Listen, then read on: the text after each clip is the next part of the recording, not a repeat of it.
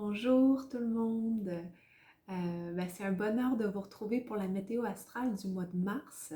Je me présente pour ceux qui ne me connaissent pas. Mon nom est Geneviève Boulet et je suis astrologue et danseuse et chorégraphe. Et à tous les mois, je vous donne un peu un aperçu de ce qui va se passer au niveau du mouvement des planètes. Donc, je pense qu'on va passer un bon 20 minutes ensemble. Puis j'espère vraiment pouvoir juste vous donner des petites pistes de réflexion pour vraiment travailler avec les énergies du moment et peut-être savoir un peu mieux comment naviguer le prochain mois.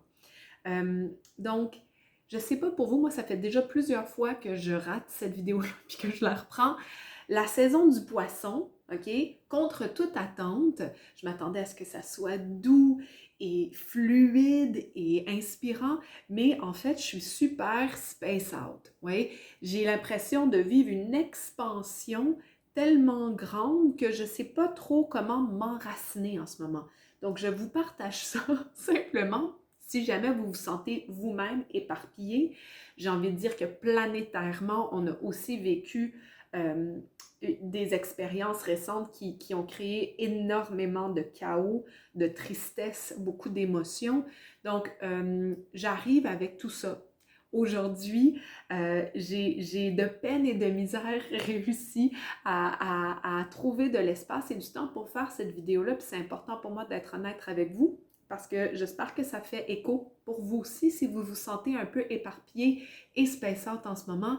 C'est un moment un peu complexe. Et je sais que je pense que je dis ça à toutes les météos astrales, mais c'est ça, je pense qu'être en vie en ce moment, on est à la fois continuellement en train de vivre toutes sortes de choses à l'intérieur de notre monde intérieur. Ça, c'est la réalité d'être un être humain. Et en plus, en ce moment, il y a des bouleversements extérieurs majeurs. Et si je peux essayer de tirer une leçon de ce soleil-là qui est rentré en poisson puis qui a complètement, on dirait, créé du chaos et du flou autour de moi, et c'est ce que je vous invite à faire aussi pour le prochain mois, puis on va regarder tout ça en détail ensemble pour savoir comment activer différentes planètes.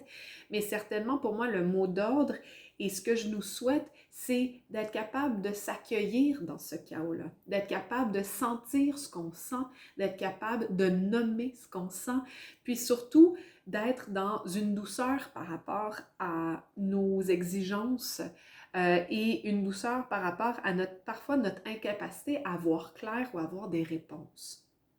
Euh, donc voilà ma prémisse pour ce mois-ci. J'espère que ça vous fait pas peur. Je suis juste en train d'être real en ce moment, de mon point de vue évidemment. Donc, la première belle et bonne chose qui va se passer pour nous ce mois-ci, c'est la nouvelle lune en poisson. Donc, évidemment, toute nouvelle lune est dans le même signe que le soleil, c'est la nature du départ de ce cycle-là lunaire. Donc, le 2 mars, qui est demain, on a une belle nouvelle lune en poisson, puis j'ai envie de dire que c'est vraiment une bonne manière de démarrer le mois de mars parce que cette nouvelle lune-là va être aussi en conjonction, donc collée à la planète Jupiter. Donc, pourquoi est-ce une bonne manière de démarrer le mois? C'est que d'abord, Jupiter gouverne le signe du poisson, on en a déjà parlé de ça. Donc, quand Jupiter est en poisson, Jupiter prend tout l'espace dont il a besoin, il est dans son signe, il est dans sa vitalité, il est dans son expression. Jupiter, c'est la planète de l'expansion et le poisson, c'est la planète de l'expansion de cette conscience-là, de l'amour, de notre capacité, de notre imagination, de notre créativité. Fait que Jupiter en poisson, c'est une planète euh, très généreuse et elle est en conjonction avec la nouvelle lune en poisson. Donc, s'il y avait un bon moment pour un peu comme se concentrer ce mois-ci, puis avoir comme un alignement de nos rêves, puis mettre une intention, s'il y avait une nouvelle lune cette année pour le faire, en plein chaos planétaire, c'est demain. Et j'ai envie de dire, en bonne forme de poisson, le poisson, c'est pas concret. C'est un signe qui est vraiment connecté à notre monde intérieur, à notre imagination, à nos rêves.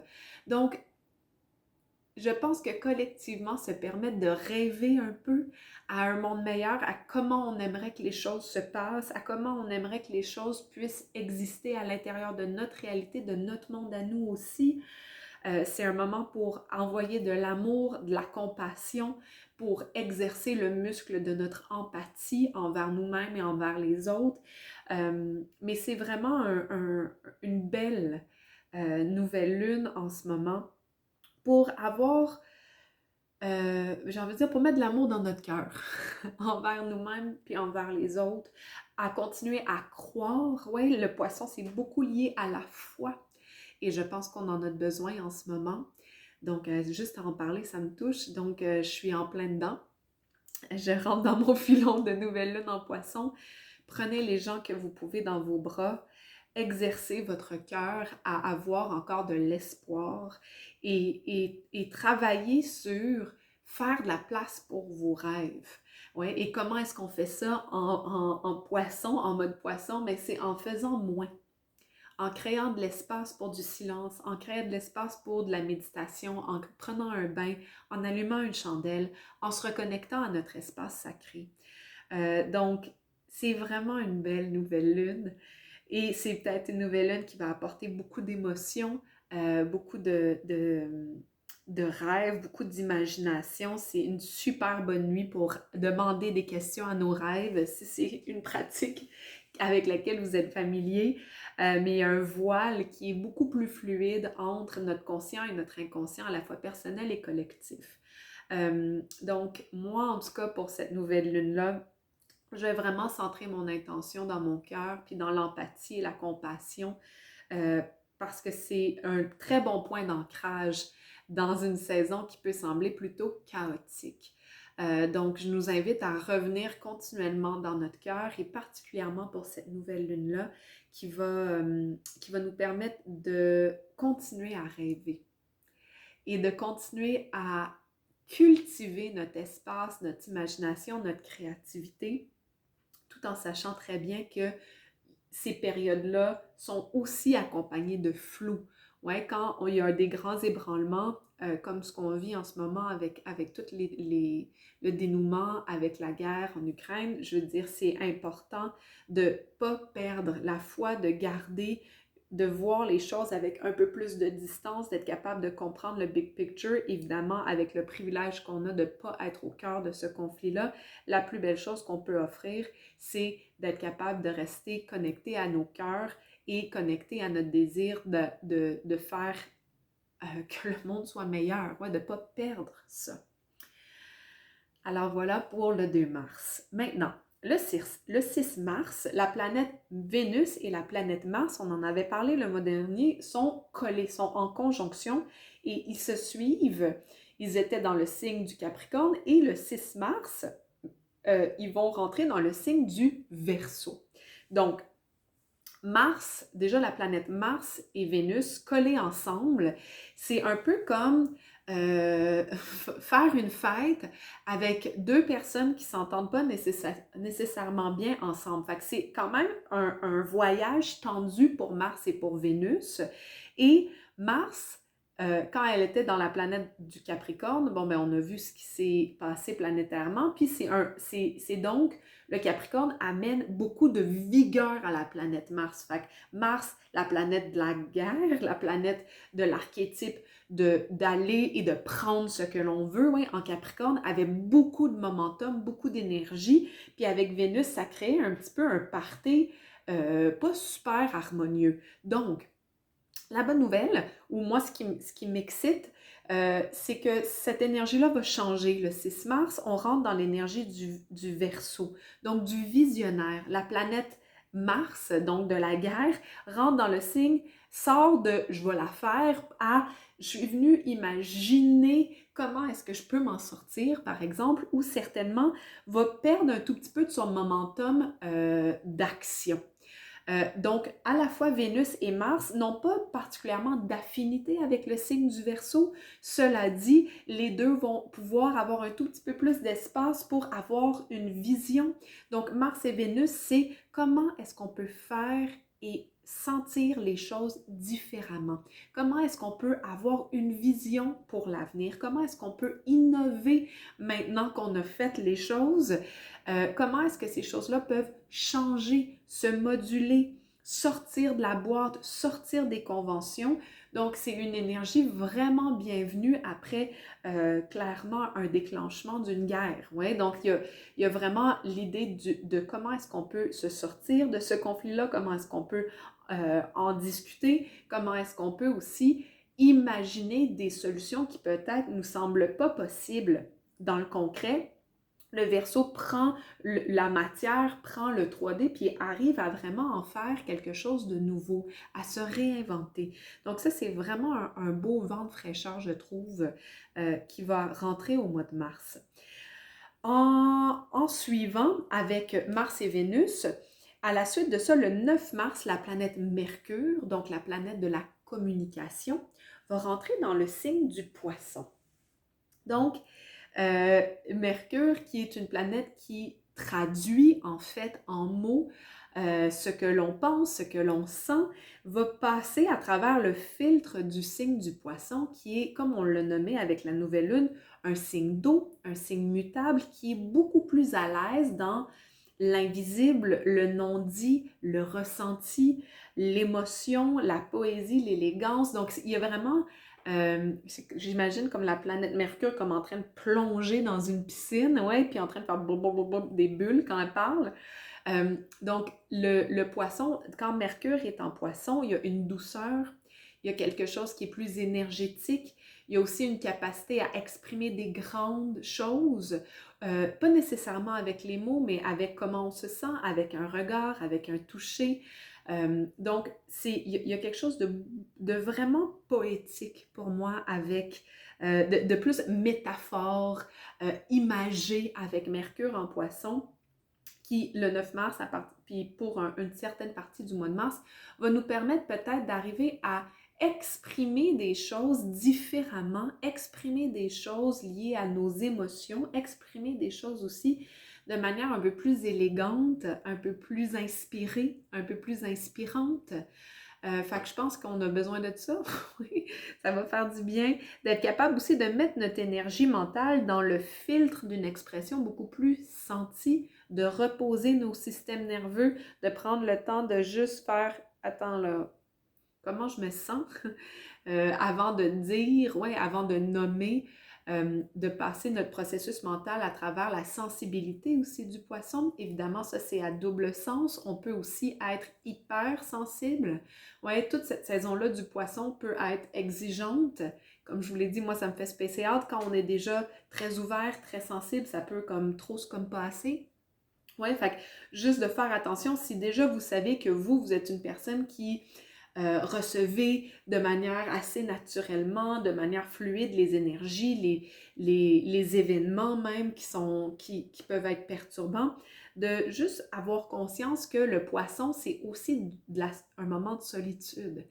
C'est un bon moment pour prendre soin de sa sensibilité. Donc, si vous êtes en overload, surcharge émotionnelle, surcharge énergétique, la nature, ouais, flatter un chat, et passer un peu de temps toute seule, ouais, pour juste reprendre et ressaisir son propre champ énergétique et digérer aussi tout ce qu'on peut absorber dans un échange de Mercure qui est plus de l'ordre du poisson.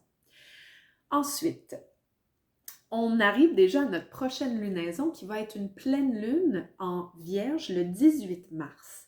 Donc, la pleine lune est toujours en opposition au soleil, oui, c'est son moment le plus plein, c'est le moment où elle oppose le soleil. Et donc, la Vierge, le signe de la Vierge, oppose le signe du Poisson. Et quand je dis oppose, j'inclus aussi la notion qu'il est complémentaire au signe du Poisson. Parce que le Poisson, c'est l'expansion, les bonnes idées, l'inspiration. Puis la Vierge, c'est concrètement comment est-ce que tu vas appliquer toutes ces bonnes idées-là. C'est comme le poisson, c'est le big picture, ouais, c'est de voir vraiment le tout, l'ensemble, puis la Vierge, c'est de rentrer dans les détails de la mise en application la mise, ouais, au travail de ces bonnes idées-là. Donc, je trouve ça, j'adore cette complémentarité-là du poisson et de la Vierge parce qu'il y a vraiment quelque chose de pragmatique avec la Vierge aussi qui recentre un peu notre énergie puis qui nous fait retomber les deux pieds sur terre puis faire OK, super, là, tu as une vraiment bonne idée, tu as même une illumination. Concrètement, comme demain, qu'est-ce que tu vas faire? Puis après-demain, c'est quoi ton plan? Puis à qui tu as besoin de parler? Puis c'est qui qu'il faut que tu appelles? Puis c'est quand que c'est le meilleur moment pour faire ça? Et ça, c'est vraiment cette pleine lune-là en Vierge qui va comme nous remettre un tout petit peu nos deux pieds sur terre, puis nous pose la question, qu'est-ce qui est prêt aussi de la pleine lune? C'est j'ai envie de dire, la culmination d'une idée. Donc, qu'est-ce qui est prêt à être mis en œuvre? Donc, on a un beau mois pour rêver, puis à partir du 18 mars, on peut mettre en application concrètement. Fait que là, c'est aussi la pleine lune en Vierge, c'est aussi un bon moment pour rentrer dans les détails. Ouais, si on a été vraiment comme plus big picture puis large, tout d'un coup, c'est avec qui, comment, pourquoi, des listes, une stratégie, une routine. Tout ça, ça peut remonter, non pas pour brimer l'expression du poisson, mais juste pour accompagner ouais, les bonnes idées d'un follow-through, d'être capable d'avoir une mise en action, une mise en plan concrète de nos inspirations. Fait que je trouve que c'est vraiment un beau mois pour travailler avec à la fois notre besoin de, de planer, puis de lâcher, puis de rêver, puis en même temps de nous ramener dans le comment. Ouais, le 18 mars, pour la pleine lune, de faire OK, comment est-ce que je fais tout ça? Puis la Vierge, pour moi, c'est vraiment un signe donc c'est un signe de terre, c'est un signe qui est aussi mutable, mais qui est beaucoup en lien avec le corps. Parce que c'est en lien avec la santé holistique, comment est-ce qu'on peut être en santé de partout et pas juste évidemment la santé médicale, mais d'avoir comme une vue d'ensemble de notre santé physique. Donc, c'est aussi un très bon moment si on a passé beaucoup de temps dans l'éther et dans le monde de l'énergie, de revenir dans son corps. Ouais, sais-tu, je me couche seule à bonne heure en ce moment, je devrais-tu boire un verre d'eau? Je me pose toujours ces deux questions-là. Bref, je vous invite à vous poser ce genre de questions-là. Ouais, quel est mon rapport à mon corps? Est-ce que je suis en train de faire les bonnes choses pour mon corps pour être capable de mettre en œuvre mes inspirations? Suivi de ça, le 20 mars, le soleil change de signe et on repart notre roue astrologique, c'est le début, c'est le bélier, c'est l'équinoxe. Donc, on va se le dire, c'est bientôt le printemps. Même s'il n'arrête pas de neiger puis qu'on a droit à toutes les saveurs de l'hiver en ce moment, on le sent. Le soleil est un petit peu plus chaud, il est un petit peu plus éclatant, il fait clair un peu plus tard. Puis là, on est en train comme notre petit animal intérieur est en train de se préparer de sortir de sa tanière. Et le 20 mars, it's time. Et pour le mois, on va avoir un soleil qui rentre dans le signe du bélier. Fait que là, c'est vraiment une grosse transition. Ouais, le poisson, c'est comme l'infini, l'espace. Puis là, le bélier, le soleil qui rentre en bélier, c'est comme la naissance. Ouais, c'est comme je suis en vie. Qu'est-ce que je suis venue faire? C'est super concret et en même temps plein de feu. Ouais, c'est un signe de feu. Le bélier, c'est un signe cardinal qui a une motivation, qui apporte beaucoup d'énergie. Donc, moi, je suis contente qu'on s'en va vers là pour plusieurs raisons, entre autres parce que le printemps, c'est un nouveau départ. Et c'est un nouveau départ dans notre horloge intérieure, c'est un nouveau départ aussi au niveau de l'énergie collective. Puis, il y a beaucoup d'énergie à notre disposition avec l'énergie du bélier qui va rentrer le 20 mars. Donc, il y a comme l'effet de l'entonnoir, même si on est au début, c'est comme là, on est dans la fin. Puis, tout d'un coup, d'un coup, ouais, ça change de bord, c'est comme fou, ça va monter, monter, monter. Donc, on va aussi être supporté par cette énergie-là pour bien terminer le mois. Ouais, la fin de l'hiver, c'est toujours un moment, en tout cas au Québec, qui est super exigeant. Tout le monde est comme, ah, mes bottes, mon foulard. Puis là, il y a comme un renouveau. Ouais, il y a comme un petit coup, là, un petit coup de coude, un petit coup de pouce qui arrive quand le bélier rentre pour faire non, non, non, non. Tu vas voir, ça va être super. Ouais, il va faire chaud, il va faire beau, le gazon va repousser, les fleurs vont repousser, puis évidemment, on est des animaux, oui, fait que notre corps aussi sent cette chaleur-là qui monte. Donc, de vraiment profiter de cette sève-là qui va commencer à remonter et qui va se poursuivre évidemment jusqu'à la mi-avril. Donc, moi, j'adore la saison du bélier. C'est toujours une saison qui me fait énormément de bien parce que tout d'un coup, les choses sont plus simples aussi. Le bélier, c'est vraiment euh, une énergie que j'adore parce que ça n'a pas beaucoup de filtres. C'est pas vraiment mystérieux. C'est pas vraiment comme « Ouh, suite au prochain ». Tu sais, c'est comme « C'est ça, puis c'est ça ». Il y a un côté super concret, super oui, non, noir-blanc, qui peut faire beaucoup de bien après ce qui, moi, en tout cas, me semble assez chaotique dans le poisson. Donc, c'est comme si ça me permet de retrouver mes oui puis mes non, puis de moins planer dans le je sais pas, ou pourquoi si. Donc, il y a quelque chose de beaucoup plus instinctif qui va rentrer.